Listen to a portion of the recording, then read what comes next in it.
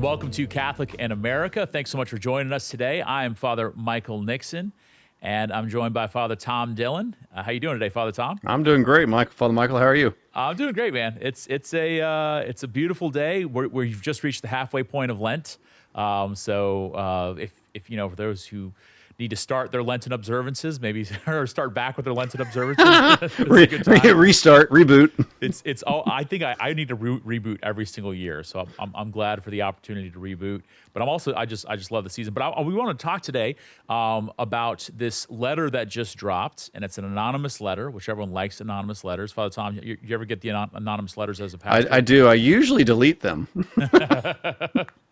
I wish I had that kind of self-control, but I always want to. I just got to know. It's like, you know, you. No, man, that's Eve's problem. Is she wanted to know? I don't want to know. But yes, the anonymous, what's the name of the guy? Demos 2. Demos 2. That's the letter we're looking at today, which is an anonymous letter, apparently from a cardinal in the Catholic Church, written to all the other cardinals and everybody else as well, and all the other publications that want to carry it, about the future of the church. Really kind of looking at it's based on, there was a letter from Demos 1, which was an anonymous letter that turned out to have been written by Cardinal Pell, who was the cardinal from Australia, who had just kind of a crazy, end of his career in life as a Catholic cardinal. Was in charge of the Vatican finance reform, then got ousted, and then got accused of crimes back in Australia, spent over a year in prison in Australia, and then eventually was vindicated on all charges, completely and totally cleared. But then he passed away, and so he wrote a letter of concern about the Francis papacy, about the direction of the church, and he wrote that under the name Demos, and now this is Demos 2. So this is looking. It's obviously not Cardinal Pell, unless he's. It's not. Unless he sends an email from heaven. His Cardinal Pell, unless he's got some skills writing letters from heaven. It's not from him. And so, so maybe we can people can read it for themselves if they'd like to. Maybe we can talk a little bit about just sort of the state of this, the state of the church here, what this brings up, maybe kind of the points that are made. I think we both agree that it is a well-written letter. It's not very flashy or ostentatious in any way, or saying that Pope Francis is not the Pope, as some of these kind of, widely circulated things kind of start to put out, that Bergoglio is not the Pope, this kind of, nonsensical things, that anyway, that. But it's very clear. It's also very carefully written. It's obviously, it is written by someone who knows exactly what they're talking about, and is also very careful not to fall into the common traps of over speaking and overemphasis or inflammatory speech. Right. So why don't we go in first into our own kind of first response to this, or our first read, just kind of what struck us immediately from Demos 2. I mean, when I read it, I was like, yeah. I think that, like, one of the things that struck out to me was obviously the kind of the describing of the state of the church in terms of like this autocratic. Kind of, that was one of the major points of the first thing that I'm just looking at the letter right now. The shortcomings, he talks about the positives, which is how the beginning of the letter starts off, the positives on the focus on the poor, and emphasis the good things that happened during Pope Francis's pontificate. But then it says, but the shortcomings are equally obvious. Yes. Which is, I mean, that's a very nice but very, very strongly worded. The shortcomings are equally obvious.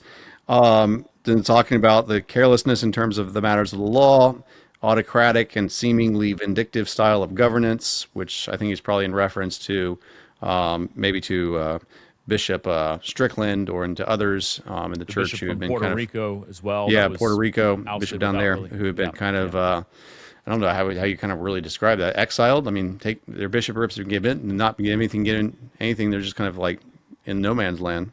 Right. So I think that's probably what that's referencing. And then he talks about how confusion, the matters of the faith have been diluted, and that therefore things have been confusing, and that we need to strengthen this in the upcoming pontificate. I mean, that's kind of what kind of strikes out to me is just that first paragraph. It's I think of this as one of the most difficult aspects of leadership, and obviously you and I are not leading the universal church. Thank God. Thank God, but we're both pastors, and so for anyone who's in a position of leadership or authority, there's a couple of aspects of that that I think are difficult, but to hold intention that you need to be able to use your gifts and have your vision and chart a course, and push in that direction. And sometimes, it's difficult to do. And I could say that I've been pastor now for going on 10 years of my parish, and it's difficult to do. You face external difficulties and internal difficulties, and trying to shift the culture. But one of the hard things within that is to be able to listen to voices that don't agree with you. And are there mechanisms in place that help you to say, yeah, okay, when you did this or made this decision this way, this is how it affected people? Because it's very easy for me to have people around me who agree with me, who agree with my vision, who agree with the way that I'm leading the parish, and only listen to them. And be to kind of like just say anyone who disagrees with me is a naysayer, or just doesn't believe in the gospel, doesn't care about evangelization, the things that I'm really passionate about. But to be able to listen to them and be able to have those mechanisms in place where I can listen to them and where contrary voices can be heard is difficult and important. So, I mean, that's the thing that I first kind of thought about. I'm obviously not on any sort of inside track with the Vatican, but from hearing from different people that as a leadership tactic or strategy, that there does seem to be this kind of autocratic or vindictive sort of stuff that comes out from maybe Pope Francis or people around him. And whether that's what you intended or not, no matter what you say about synodality, that's what's being received, and that's what's being processed by certain people in the church. And this letter definitely seems to highlight that. Yeah, I mean that was actually what I'm going to that kind of comment on synodality. That was kind of how it at the very end of the letter. There's this sentence right here that there, and yet these could continue for many more paragraphs. But in the current pontificate, there's been a heavy dependency on the Society of Jesus. More recent problematic work with the DDF, Cardinal Fernandez, and the emergence of a small oligarchy of confidants with excessive influence within the Vatican, all despite synodality's decentralizing claims, among other things. So, kind of using the whole this claim that we're becoming a more synodal church, we're open to other opinions and views, but then obviously whoever's writing this is not feeling like their opinion view is being heard, much less respected. Yeah, so the first claim of the letter, and I think this is a healthy conversation to have. It's healthy to be able to have these conversations, whether it's a pope whose theology and worldview line up more particularly with yours or not. It's not the job of the pope to necessarily make us feel good about ourselves, or to do things exactly the way that we wish that he would do them. It's the job of the pope to follow Jesus Christ, to be faithful to that, to following Jesus, and help the church to grow in our faith and to share the gospel with other people. Again, there's all sorts of ways you can break that down and parse that out. But the exercise of authority, I think, is a concern in today's world, in today's church, and that seems to be the first couple of points that this person is making. Again, I'm saying this man is making. Again, the claim is that it's a cardinal of the Catholic Church. It's kind of in the spirit of though definitely written differently than Cardinal Pell's letter. But the first point made, real authority is damaged by authoritarian means in its exercise. I think that's a true statement. Now, then the question then becomes, is that happening in Pope Francis's pontificate? But then the second point, just as the church is not an autocracy, neither is she a democracy.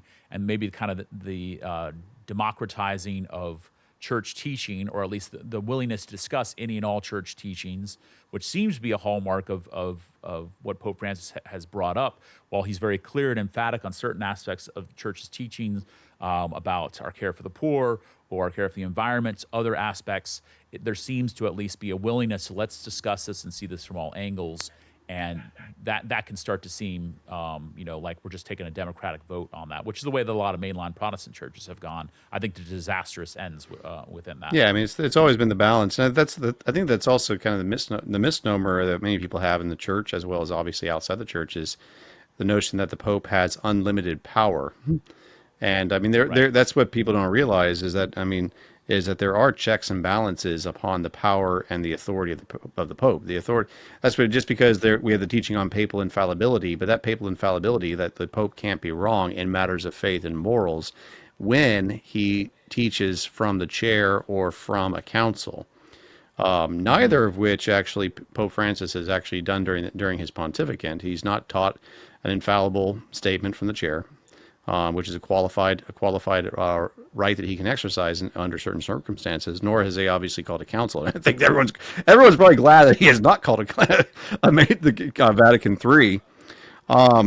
But no, I mean there is balance, and so that's what obviously what the writer of this is referencing is like there is balances and there is checks and balances on the authority of the Pope. Like he is not an autocrat. But I think you do bring up the valid point. Like that's clear. Now, is Francis doing that? Like is Pope Right. Francis misabusing or abusing or exercising more authority than he in fact has? And obviously, I think that what's probably behind this is this idea and that's where it says in this paragraph, new paradigms and unexplored new paths, which is Cardinal Fernandez's. I think that's one of Cardinal Fernandez's key phrases that he uses, as well as obviously Pope Francis has been talked about unexplored. So, but I think there's all that point though. Like we can explore and we can talk about things in an open environment. I also think that like going back when I was reading this letter, what kind of struck me as well is obviously during the season of Lent. Lent is a point of self-reflection. Like that's the point of Lent. Lent is about looking at ourselves, and that's as Catholics and as followers of Christ, we should be able to do self-reflection and self-analysis. I mean, this is the very heart of Jesuit spirituality itself. In the Examen prayer, which is St. Ignatius's primary form of prayer and how the Jesuits themselves praise, self-analysis, self-reflection. So like we should be able to do this. So I think I think that the letter itself, I mean, obviously it's I'm not a big fan of Francis, but like we should be able to do self-analysis. I mean, that's the heart of examination of conscience as well as the exam of the soul. If we can't analyze ourselves, then there's a problem. So I just don't know exactly like the terms here. Like he says, new paradigms. He's obviously talking about theological. Like, are we changing theology? I still am not convinced that Pope Francis is trying to do that. It's sort of like we're having a family conversation about something, and some of these things are said. I'm not sure that I. What's your thoughts? Yeah, I feel I'm kind of just in the way I sort of view things. I'm a little more iconoclastic. You know, I'm like one of my favorite things that Pope Francis has ever said, because it's in a papal document now. It was in Evangelii Gaudium, the joy of the gospel, where he said, you know, we should never fall into the trap of we've always done it this Right. way. Which to me is a trap in the church, is a trap in family life, it's a trap in businesses or any sort of institution that you have or structure. Now it shouldn't therefore then be followed like just because we've done it this way, we need to do it in a new way. There's kind of a balance to that, but I do appreciate that because that's something that I've tried to look at in leadership and recognizing that the world around us has shifted. There's been a precipitous fallout of faith, of practice of the faith, of the sacraments in the entire Western world. The majority of Christians and Catholics have shifted to the global South, or what used to be called the Third World, Africa, Asia, and South America. But even within that, there's lots of layers of like, okay, so we need to view how have we been doing it, and not just if we just do that more, if we just kind of go back to the 1950s when everything was perfect, but being able to say, can we ask these questions in this new context and propose the gospel in a way that people can hear it? Can we learn how to translate the gospel, which is a risky thing. Some people are like, no, it has to be in this way, has to be done this way, and I appreciate voices within the church that are able to challenge that, prophetic voices. I think we have the interesting thing within the church now is that we've got a very a prophetic voice, which I believe Pope Francis has, the man, Father Bergoglio, who is now in charge, and so that's where it can all of a sudden, he's now in charge of kind of the stable aspects of the church, and so when you have someone who's used to just being like, let's throw it all up in the air, let's throw it all against the wall and see what sticks. That person is then the person who every question or every statement they make is now seemingly a change in policy. That can be really disruptive. That can be really difficult. And I think, that's what we're facing as a church. And so voices that are more about stability, more about calmness, more about like, we've always done it this way, so let's keep on doing it that way. They've been shaken up by this. There's been parts of Pope Francis's pontificate that shake me up. But then to then say, okay, so the solution to this is to not do that anymore. We tried that whole shaking it up and it failed. So let's go back to 1955 Catholicism, when everything was clear and it made sense, not really taken seriously too. I think the underlying fact that all of the philosophies and problems of the world were crushing against the church at that point. The church was not necessarily equipped to be able to withstand them, as we've seen in the past Yeah, 60, I think 70 that years. from whoever wrote this, the writer of it, assuming it is a cardinal, the thing which kind of struck out to me, though, which kind of goes into the third paragraph, as well as where is that? I think it's the fifth paragraph. Yeah, paragraph 5, which seems to be the major point. Actually, I would agree with whoever wrote this in this regard, which talks about the anthropology and the seeming lack of a theology of the body, which is a human anthropology, or this exploration of alternative forms of human anthropology, which for those who are listening or watching, obviously this is a reference to like what is the human being, what is male and female, which he very much talks about. It is that Right. the dangers of transgenderism and transhumanism, which is like this obviously the gender, all the gender stuff that's going on in the world today, and then the transhumanism, which is like humanity can define itself. It's like I can define myself. I am who I am, and no one can tell me who I am and what I. So if I want to be, if I want to be a woman and I'm a man, or if I want to be, if I want to be a cat, or if I want whatever it is, like who, no Right. one can tell me this transhumanism, which is what's being referenced there. But this, I would agree with that. Is like the idea of like is like there is obviously the worldly attacks on the institution of marriage, the institution of human dignity, made in the image and likeness of God, right? And what does that mean to be made in the image and likeness of Hmm. God? So I think that this fifth paragraph is, in my view, is probably the strongest paragraph in it, in the whole in it, which also goes back to kind of the third paragraph, which talks about the that ambiguity is neither evangelical nor welcoming. And like so like when you leave open some doorways and kind of and I guess that may be my own thing where I look at Francis is that sometimes you can play with a conversation, right? And you can also like entertain a conversation where you've already made up your mind, right? But you can do that. And we do that. I mean, human Right. beings, we do that all the time, especially pastors. Sometimes even parents will listen to a child talking even though they already know that the answer is no. And hopefully like being staying in conversation with that person like will hopefully open up the door. And I think this is Francis's true intent of talking with certain groups, whether it's LGBTQ or things like that. Hmm. But it does leave this kind of, especially for people looking on the outside looking in, it does leave open like are you entertaining these things which are clearly sins and clearly like there's a certain point where we can't to a certain extent have ambiguity in our conversations, especially when it goes to foundational things that are dogmatic or doctrinal, and which are given to us by God, like revelation, like which is why that third. And obviously, I think that there's no doubt that I think that in anyone's modern mind, I don't I wonder what Francis thinks about his own. Does he think he's that he is ambiguous? Ambiguous? Yeah, yeah. That's a good question. Or does he think that he's merely taking, trying to meet people where they are and talk with them? It's interesting because I was thinking about that and made me that point about we had a lot more clarity in the areas of sexual morality, and the church is teaching the profound and amazing theology of the body from St. John Paul II. That understanding of what it means to be male and female, created in God's image and likeness, and maybe some more strategic or institutional changes around the John Paul II Center for Marriage and Family Studies, which has been changed under Pope Francis' pontificate, made more sociological. There's been some people put on the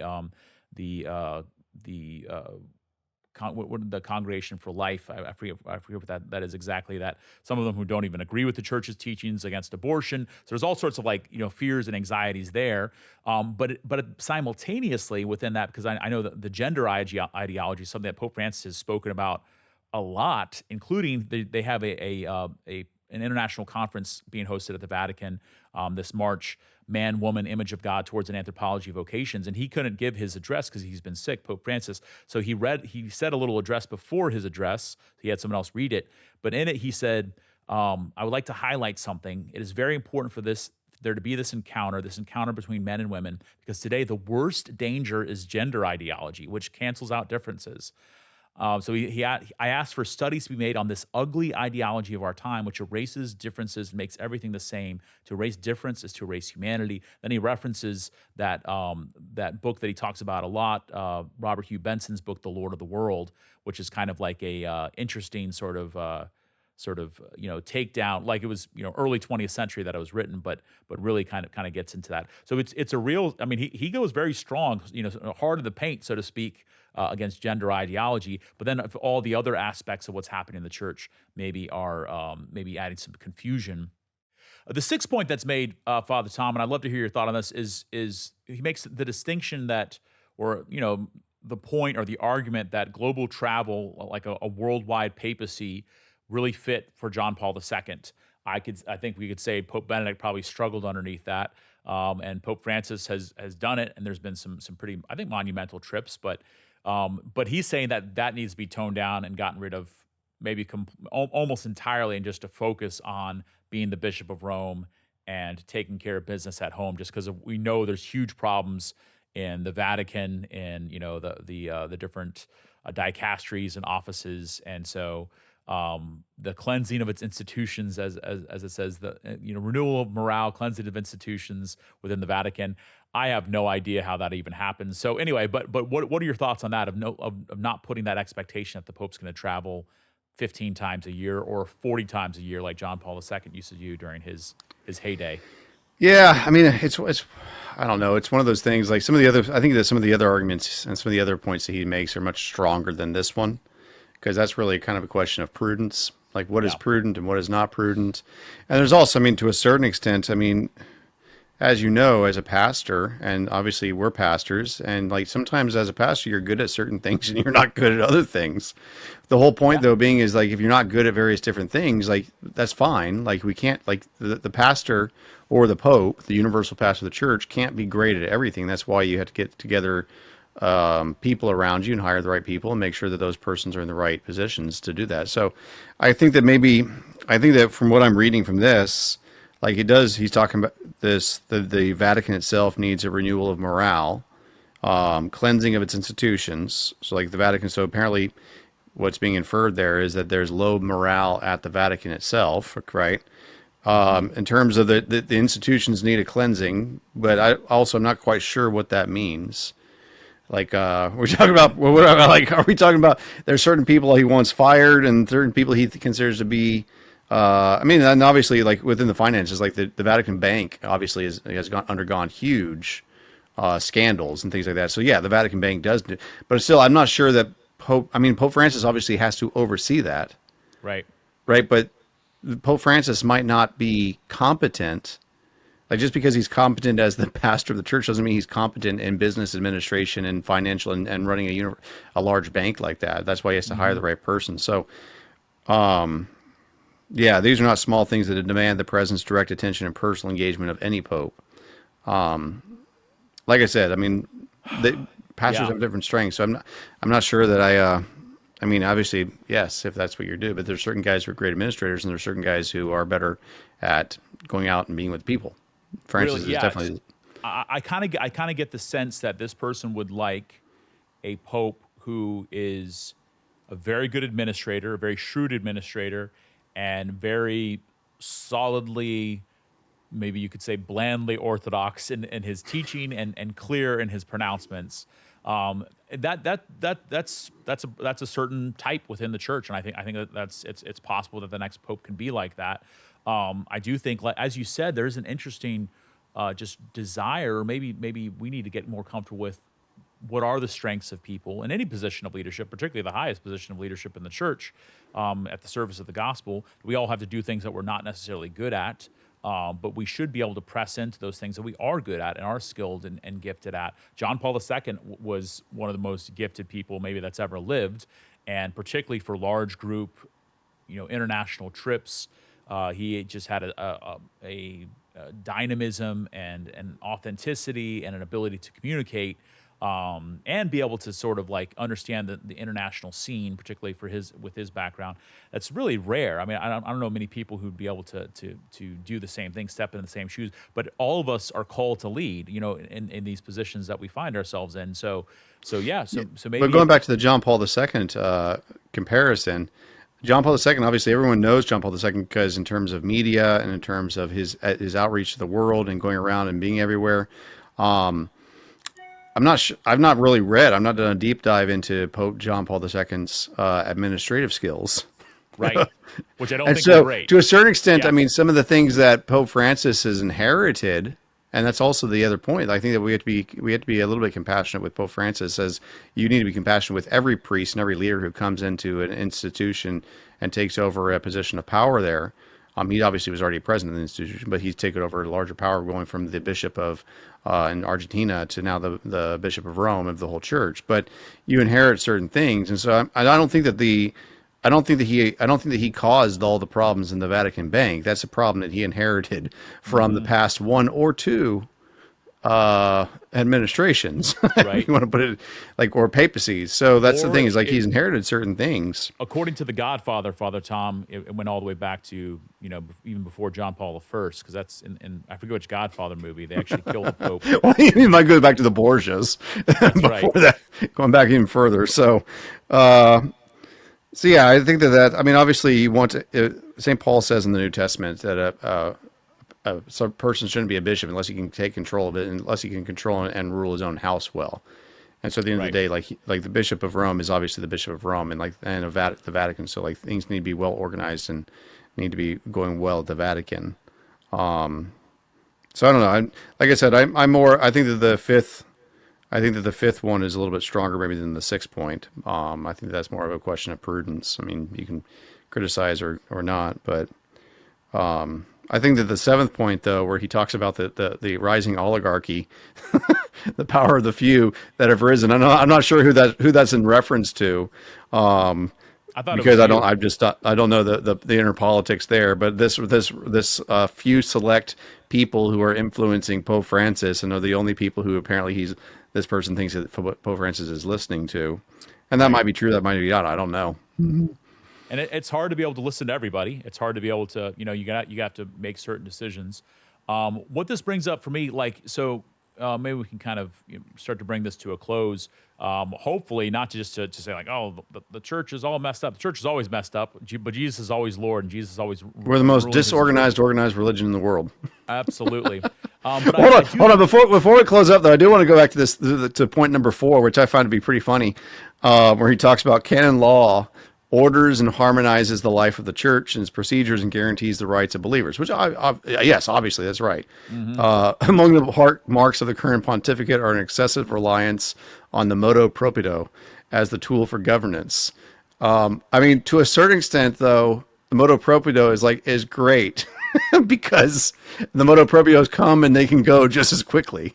Right. So it's sort of like when people, it's sort of like when President Trump and then before him President Obama was in line, where they're getting these presidential decrees, whatever they're called, and I forget the name of them in the legal system in the United States. But like if they go out, they can just as quickly be retracted. Yeah. So that's the whole thing. Is like he's Executive not orders. changing dogmas and doctrines. He's putting out these motu proprios of how things are to be run, Mhm. which is his Yeah. right. That's But the papal executive order right there. But it is interesting, and this is maybe something where we could be praying more intentionally for the church as well. And hopefully we can end this on an invitation for people to recognize that the humanity of the church, that God is at work even there. But he does say that in the current environment, candor is not welcome and its consequences can be unpleasant, which is the reason what it says here, why this letter is written anonymously.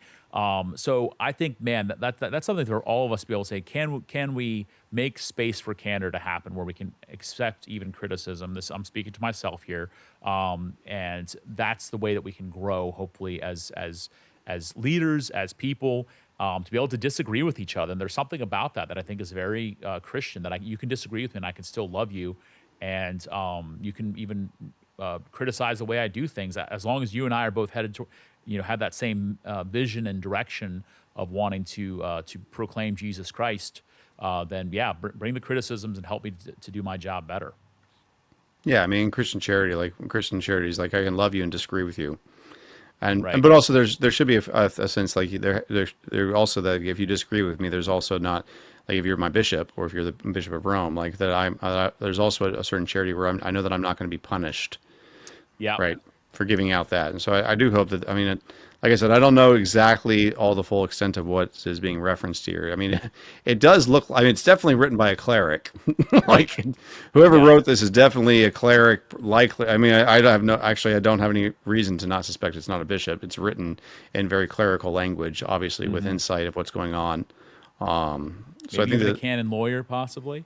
possible. I think it's very likely, given some of the emphasis is in here, that this is likely someone with a canon law degree, obviously a bishop, one who is a lover of John Paul II, which I obviously like. I'm the pastor now of John Paul II, so I'm a big fan as well, and grew up during his brain. Well, and maybe we could just leave it at this too, that these sort of stuff is going to come up within the church. We recognize that. I really do pray for Pope Francis. I pray for him, for his wisdom, his guidance. I pray for all those who lead the church, particularly in difficult circumstances. I think sometimes our quibbles with the way Pope Francis handles things need to be maybe buffered or tempered or put in light of the fact that there are Christians who are actively being persecuted for their faith. I think of the Bishop of Ansevo, Haiti, Bishop Dumas, who's a great man that myself and my parish met him some years ago, who was injured in a bomb blast there in Port-au-Prince, in Haiti's capital. And we don't quite know all the motivations behind that and what's going on there. I think of other bishops that have been imprisoned in Nicaragua. So in a sense, sometimes I feel like our spots where we can, just kind of settle into who's in control and who's got the power and who's got the Pope's ear needs to give way to man, this world is dying for the gospel and we're called to preach it effectively. And hopefully our leadership and structures are ordered towards that. So a good thing to pray for the Pope and pray for this cardinal and all the cardinals who will be docile to the Holy Spirit to be able to see who the next Pope will be whenever that might happen. Yep. Amen. Well, Father Tom, great conversation with you. I want to thank you guys so much for tuning in to this conversation to Catholic in America. I want to thank all those who you watch these videos online, that you like and you share and you subscribe, share them with your friends, support us on Patreon. All those things really help us to have these conversations. We'll help get some clarity about the state of the church and the world and just how we're called to live the gospel today. So on behalf of Father Tom, myself, Father Michael, thanks so much for watching Catholic in America, and we'll see you next time. Whatever the original intent for social media was, it probably wasn't this. Well, I'm sure you've seen this viral video. M to the B. Gaming Week Day 3. This egg is the most liked Instagram picture. Yikes. See what I mean? However, at St. Dominic Media, we found a much better way to do social. It is a joy, a pleasure to want to spend time with the Lord and with one another. If you delight in the Lord, He would give you the desires of your heart. And so I prayed Him to send me to the right church. And so He led me to the one that He established, which is the Catholic Church. So I'm sitting in my quiet space, my time with God, praying for my grandchildren. Understand that the devil isn't only the enemy of our souls, he's the enemy of our human nature. And so what God has joined, He wants to rupture. Judeo-Christian values. You corrected it. It's Judeo-Christian values. Your brain corrected it. Oh, that's fantastic. Every year, we produce hundreds of dynamic, faithful Catholic videos that reach millions of people, both online and on television. At St. Dominic Media, we're doing the heavy lifting of creating good, quality Catholic content, and we'd love for you to partner with us, either by visiting stdominicmedia.com and following the share link, or by using the offertory envelopes offered by your parish from OSV. Help us sow seeds far and wide as we use new media's potential for good. Together, let us invest in and grow the kingdom.